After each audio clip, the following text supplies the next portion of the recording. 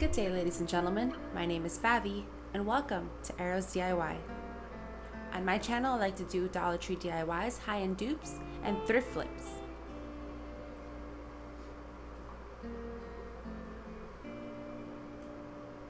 Today I'm going to be showing you this DIY that I made a couple months ago.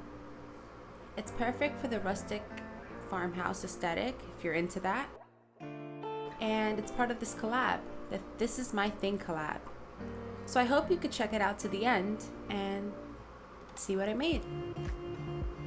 For DIY our only DIY today, I took these garden gates that I got at the Dollar Tree for $1. And you're gonna need 4 for this project. Using these garden scissors, I went ahead and I cut off the stakes at the bottom. I strongly recommend using anything from the garden section, any garden shear to cut difficult things to cut, like plastic or florals. They're amazing for $1. So now I took the 2 garden gates and I put the flat sides next to each other and took some zip ties, or cable ties as Dollar Tree likes to call them. Now we're just going to make a loop, kind of close them but not zip them all the way. We're gonna do that through all of these triangle sections here. If this is your first time on my channel, I'd like to welcome you. Hello, welcome. On my channel, I love to do high-end DIYs that look high-end, store-bought, always on a budget. So Dollar Tree DIYs, thrift flips, anything that doesn't cost a lot. I also love this collab because I get to share with you guys what I love to do. And this is my thing. So be sure to subscribe if this is something you're into. And hit that bell so you're notified every time I post a new video. Once you have all those cable ties put there, we're gonna go ahead and add some E6000.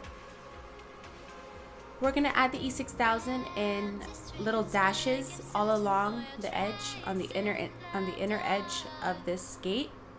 Next, I follow it by adding on some of this hot glue. Just make sure your hot glue, I use Gorilla hot glue. Make sure that your hot glue and your E6000 don't mix. Once both of your adhesives are on, go ahead and pull the zip ties. You are gonna want to work a little fast because your hot glue is gonna dry if you don't work a little fast. And you're gonna do this process twice for both gates. Next, I took some of these foam boards from Dollar Tree and I used this tool here and I just wrote lines across horizontally, all the way from the top all the way down to the bottom of the foam board, the full length of the foam board. Next, I just lined this gate up to the 4th line that we made horizontally, and now I'm just gonna try to make a semicircle for the top of our arch. And now I'm just gonna go ahead and use a zip tie. So I was trying to find a way to make a semicircle that everyone could make in the same size for this project, in case you wanted to recreate it. So I just went ahead and I used a mechanical pencil. I clicked out the lead. I clicked it about 3 times so the lead was a little longer. And then I gently placed that lead inside of the little hole in the zip tie. And I just held the other end of the zip tie to the center point there of where those 2 gates meet to kind of make that semicircle shape. And I thought it worked pretty well. I don't know. Let me know what you think. Then I just went ahead and I erased any extra lines that I might have made. And if you mess up, you could just go ahead and do the same thing again. Now I'm just using the same measuring tool that I used before. And this measuring tool is about an inch and a half in width. And I went ahead and I just marked different points along the arch that we just made. This is gonna serve as the window, the top of the window arch for our rustic gate. And I just went ahead and I made marks about every inch or so along that curve. And then just kind of try to draw the arch. The more marks you make, the easier it is to make this arch. So this is what it looks like, the whole arch. And now I'm just centering the gate to the entire foam board. Now we're just going to use an X-Acto knife to cut. Make sure your X-Acto knife is very sharp. Make sure you press firmly and go over the same lines many times to ensure that it is disconnected before you try to pull the piece off. Now I take the same measuring tool we've been using this whole time, and we're just gonna center that to the middle of the gate and make a line in the center of that arch. So I apologize for the view. This was before I recorded this, before I had my dedicated craft space. So I really appreciate your patience, and I hope you can see what I'm doing.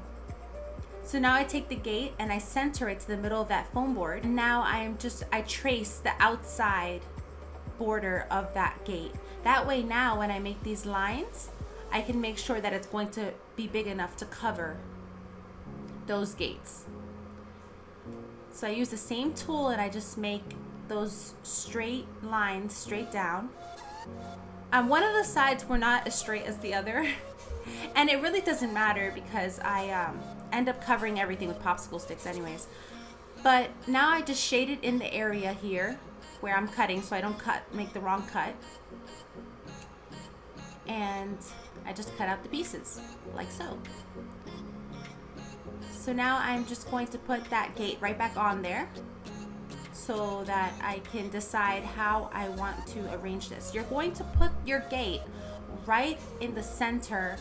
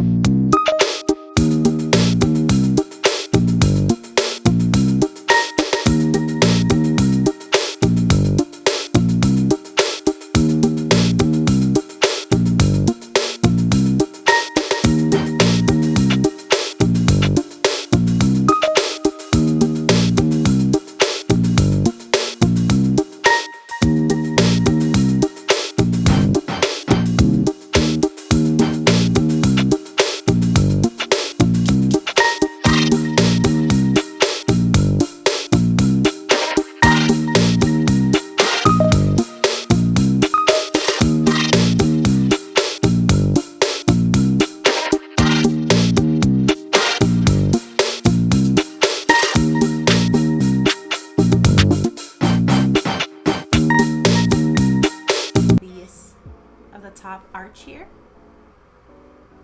because there's no way I'm gonna waste those beautiful little pieces. And then I just put them there in the center and I use my X-Acto knife to mark the exact spot. I wanted that arrow to fall right into that corner, and that curl at the bottom there needs to be completely perfect. So you take the scissors and cut those pieces off that I marked with the X-Acto knife. Now I just take the whole arch and I give it a paint job. You could use any brown paint, nothing specific. I just didn't want that white foam board to show through the popsicle sticks. Now I'm just gonna take these popsicle sticks. These are from the Dollar Tree. I used about 3 to 4 packs of these. And I used the Barnwood stain from Craftsmart. I got mine at Michael's. It's called Barnwood #1. I absolutely love this stain. It's kind of like a dark brown, but then it also has like a gray undertone. I love it. Okay, so now I had to paint about a zillion, bajillion, fulfillion craft sticks. So I thought that doing this is better, and it did help at first.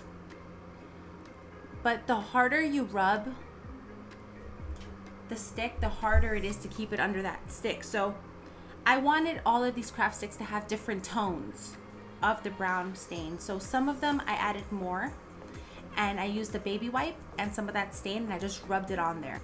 So basically some craft sticks have more stain than others, and that's what I wanted. I wanted them to be very random. Now I'm going to use hot glue and E6000 to stick these craft sticks onto our frame. I picked these at random to kind of give it that rustic texture. My little helper here helped me make it random. Now, I hope you can see here, I kind of did like a jagged pattern. So this did take a long time, but I do like this feature that these craft sticks added to the piece. I cut a lot of them in half, and that's what I used to cover all along the bottom border. Just popsicle sticks cut in half. And I did give it another staining later. So now I'm just gonna use E6000. We're friends now. If you're still here on this video, we're friends. you've hit the subscribe button. We go way back. So I don't feel embarrassed to tell you that my E6000 exploded and now I'm using a craft stick to apply it because I'm not gonna throw away E6000. I mean, come on. So I'm gonna put E6000 all around those arrows and the middle portion there, a good dollop of E6000, and then hot glue, not in the same spots. And we're just gonna center that and press it down to position. And that's the tool I'm telling you right now, that green shear. You'll see it again in a second. I took those little pieces that we used for the top, and I also applied E6000 to the corners and hot glue as well, not in the same spots, but it was kind of hard with these top pieces. But you want to hold it there for about a good 3 minutes until the hot glue sets. But it's going to be a lot more stable later on once the E6000 cements and dries up. So you can see I put a big dollop of E6000 because I really don't want this moving anywhere, and I don't want my children destroying this because I love this piece. I honestly think this is one of my top DIYs. This is one of my favorite DIYs, and I love you could use it year round. This is perfect for winter, for the holidays, for springtime. You could decorate it with different flowers. You can add pots, greenery, whatever you want. I mean, this is a very versatile piece, and I think it's very rustic farmhouse. So I made 2 of these windows for about $10. Oh right, the top piece now. I used this basket, this wire basket from the Dollar Tree, and I just cut off the bottom portion as well as the top. And I got this from the center of the basket. I used the 2 pieces to make that top portion here for the windows.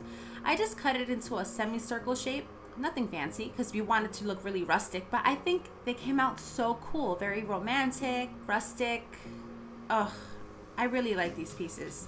Let me know, guys, if you like it in the comments below. These are the shears here. These green shears, oh my goodness. If you see them at Dollar Tree, get 5. Because for $1, they're amazing. And they cut through anything.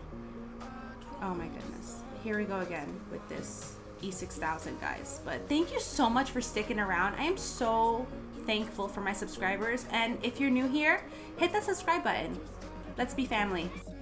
And there you go. Let me know, what do you think about this DIY? And I apologize again, I didn't have my craft space yet, but I love this. If you like this video, please give it a thumbs up. It really helps my channel. And subscribe if you want to see more of what I make in this house. Hit that bell and you'll be notified every single time I make a new video, and you get to talk to me when I post a new video because we have like a chat. Anyways, you could buy me a coffee for my craft supplies. You could buy me craft supplies on my coffee account. I'll leave all this information in the description box below. And this is part of the This Is My Thing collab with all these lovely ladies. Be sure to check them out. I'll leave the playlist link in the description below. So right now, click down to my video and you will see the playlist link. Click that and you'll see all of these ladies where they show us their thing to DIY. Thank you so much for watching, friends, and stay safe. God bless. Until next time. Bye.